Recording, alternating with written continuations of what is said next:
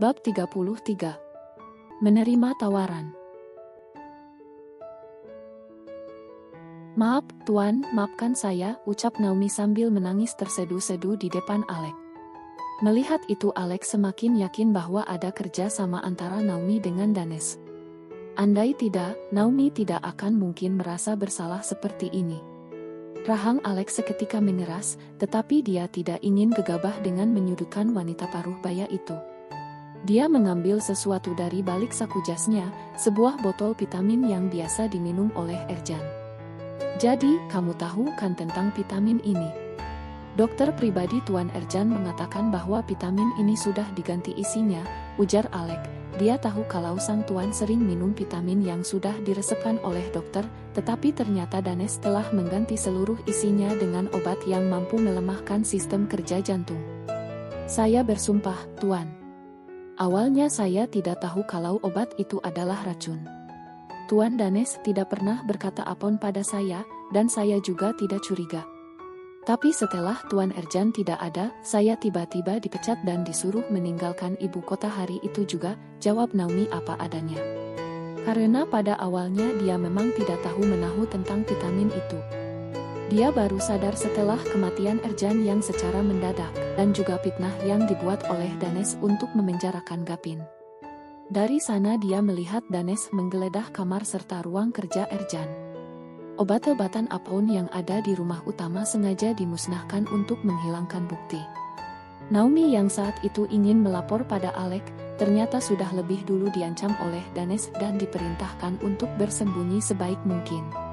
Andai tidak, Naomi akan dipenjara sementara seluruh keluarganya akan dibuat sengsara. Surat pengunduran dirinya juga rekayasa. Agar orang-orang menganggap bahwa itu semua kemauan Naomi sendiri, padahal tidak. Naomi sudah berada dalam kuasa Danes, hingga kini dia merasa sangat bersalah. Karena tak mampu berbuat apa-apa selain menuruti perintah anak majikannya itu. "Kalau begitu kamu harus ikut denganku untuk menjelaskan semuanya," tegas Alex, tak hanya ingin mendengarkan Naomi bercerita. Dia benar-benar tak menyangka kalau ternyata Danes akan setega itu pada ayahnya. Padahal selama ini Ercan selalu memberikan yang terbaik untuk kedua putranya. Namun karena rasa cemburu, Danes malah merencanakan kejahatan, yang akhirnya membuat keluarga mereka semakin terpecah belah. "Tapi, Tuan..." Naomi kembali menangis, lalu menoleh ke belakang tepat ke arah pintu kamar suami dan anak-anaknya. Sumpah demi apapun, dia takut Danes berbuat macam-macam pada keluarganya. "Kamu takut pada Tuan Danes?" tebak Alex tepat sasaran. Naomi langsung menganggukkan kepala. Andai Danes hanya ingin menghabisinya, maka dia akan rela. Namun, jika sudah menyangkut yang lain, dengan cara apapun Naomi akan berusaha untuk membuat benteng pertahanan. "Kamu tenang saja, ada anak buahku yang menjaga mereka. Kali ini kamu hanya perlu ikut aku ke ibu kota," kata Alex, membuat tangis Naomi langsung berhenti seketika. Untuk menebus rasa bersalahnya, dia akan melakukan apa yang diperintahkan oleh Alex, termasuk menjadi saksi kalau Daneslah pembunuh sesungguhnya. Sementara di ibu kota, waktu menunjukkan pukul 9 pagi, Aina yang saat itu ingin pergi menemui Gapin, tiba-tiba kedatangan seseorang yang sangat ingin dia hindari. "Selamat pagi," sapa Danes sambil tersenyum tipis. Namun, Aina justru membuang wajah. Tak sudi untuk menatap pria yang ada di hadapannya. "Untuk apa kamu datang ke sini?" "Hei, Aina, apa kamu sudah lupa dengan tawaranku?" "Aku sudah memberimu waktu terlalu lama," balas Danes seraya mendekat ke arah gadis cantik itu. Tangan Danes hampir saja menyentuh rambut Aina, tetapi Aina langsung menepisnya. "Aku sudah bilang, aku tidak ingin menerimanya, apa kamu tidak mengerti? Kalau begitu kamu ingin melihat Gapin terus berada di penjara? Atau bahkan kehilangan seluruh hartanya? Jangan munafik, Aina, manusia yang hidup itu butuh uang." Aina bergeming. "Jika cara baik-baik tidak bisa membuatmu menyerah, maka aku akan menggunakan cara paksa," sambung Danes seraya meraih tangan Aina dengan kasar. Namun gadis itu malah meronta-ronta. "Lepaskan. Aku akan menerima tawaranmu." Mendengar itu, Danes langsung menyeringai setan. lalu melepaskan tangan Aina. Tapi dengan satu syarat, bawa aku ke penjara untuk menemui Gapin. Aku akan mengatakan yang sebenarnya kalau aku akan tidur denganmu. Supaya di saat dia bebas, dia tidak perlu mencariku lagi. Makin senanglah hati Danes mendengar syarat dari Aina. Tak ingin membuang waktu, mereka pun masuk ke dalam mobil. Di sana mereka hanya berdua. Selama perjalanan Aina berusaha untuk tetap tenang. Sementara Danes terus mencuri-curi pandang, dia mulai tertarik dengan kecantikan Aina. Bahkan dia sampai tak mempedulikan telepon dari asistennya. Dadi dan Gapin memang tidak salah memperebutkanmu. Kamu sangat cantik, Aina, puji Danes, tetapi Aina hanya melirik pria itu sekilas. Hingga tak berapa lama kemudian mereka sampai di penjara. Dan tepat pada saat itu, Danes melihat Gapin yang sudah bebas. Sontak saja ia melebarkan kelopak matanya, dan melangkah lebar ke arah Gapin. Kenapa kamu ada di sini? Seharusnya kamu di dalam, sentak Danes setelah mendorong dada adiknya. Bijard yang melihat itu langsung pasang badan terhadap kliennya. Maaf, Tuan, tapi klien saya sudah dibebaskan. Karena bukti serta saksi yang Anda hadirkan tidak begitu kuat. Mendengar itu bola mata Danes hampir saja keluar. Sementara Aina langsung berlari dan menghambur ke arah kekasihnya. Sayang, selamat, ucap Aina yang sudah tahu kabar baik ini dari Bijard. Dia sengaja mengajukan syarat seperti itu, supaya Danes bisa melihat sendiri kebebasan Gapin. Terima kasih sudah sabar, balas Gapin sambil mengecup puncak kepala Aina. Sedangkan Danes siap meluapkan api amarahnya. Dia tidak terima Gapin dibebaskan dari penjara, apalagi dia tidak menerima kabar apa-apa. Padahal sedari tadi sang asisten sudah berusaha untuk menghubunginya. Bab 34. Merindukanmu. Tak senang dengan kebahagiaan yang terpancar di wajah adiknya. Danes langsung menubruk tubuh Bijard yang berusaha menghalanginya. Dia menarik kerah baju Gapin, hingga pelukan Aina terlepas. Bug! Satu pukulan melayang hingga tubuh Gapin tersungkur di tanah. Tak sampai di sana, Danes kembali melangkah dan mengungkung tubuh sang adik, siap menyerang dengan membabi buta. Sekali pembunuh, kau tetap pembunuh, teriak Danes dengan begitu lantang.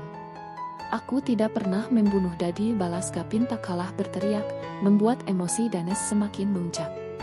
Detik selanjutnya Danes memukuli wajah Gapin tanpa ampun. Hingga pemuda itu tak memiliki kesempatan untuk melawan.